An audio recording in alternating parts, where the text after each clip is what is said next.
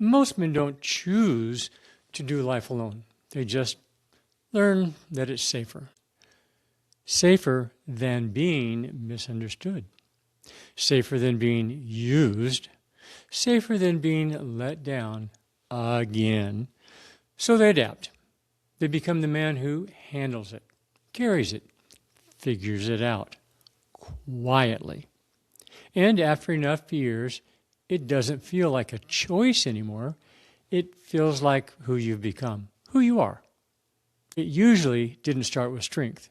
It started with absence. No one to lean on. No one who could hold it. No one who stayed steady when things got heavy, or worse.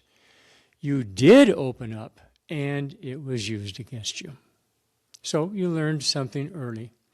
No one's coming. It's on me. And to your credit, you got very good at it. You became capable, reliable, respected. The man others depend on, the man who doesn't break. But there was a cost, and it didn't show up right away. Because from the outside, hey, you look solid. But internally, you're carrying more than anyone knows, and no one even thinks to ask. Not because they don't care, because you've trained the world not to. Let's get something clear. Strength was never the problem. You didn't become this way because you were weak. You became this way exactly because you were strong enough to survive without support. But surviving that way and living that way are not the same thing. This is where a lot of men get stuck. They think, if I need support, I've lost something. And that's not true. What you've actually done is confuse self-reliance with isolation.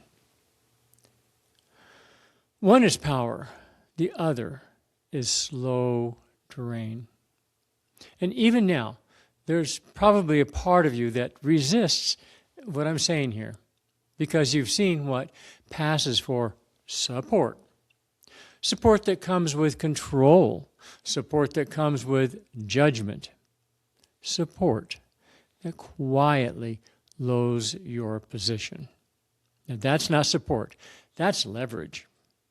Real support is different, and most men, let's be honest, most men have never really experienced it. True support doesn't weaken you, it meets you. It sounds like, I'm not here to fix you. I'm certainly not here to manage you, and I'm not here to make you smaller. I'm here so you don't have to carry everything alone. You don't need a crowd. You don't need 10 guys, and you don't need a program. You don't need to explain your whole life story. You need one man, a single true friend who gets it, and you get him. One man who doesn't flinch when you're honest. One man who doesn't compete with you. One man who doesn't disappear when things get real. If you've been doing this alone for a long time, there are signs. You feel tired, even when you rest. You start resenting people you care about. You feel flat in moments that should feel good. You get stuck in your own head with no way out. And that's not weakness. That's overload. A lot of men think, oh, I should be past this. You're not going backwards. You're correcting something that was never supposed to be permanent. This isn't collapse. This is refinement. The shift is simple, but it's not easy. Like so many things, simple but not easy.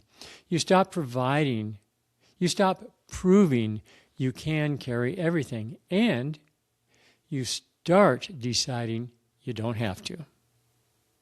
You were never meant to carry all of this alone. You just got good at it. And being good at something does not mean it's right for you. Now, if something in this conversation felt familiar, you don't need to fix it today. Just notice it. Notice where you've been holding everything. Notice where you've stopped letting anyone stand beside you. And stay with that. Soak in that feeling for just a moment of recognition, because that's where the shift starts. If this hit something real for you, there are more conversations like this right here, quiet ones, the kind most men don't hear but recognize when they do.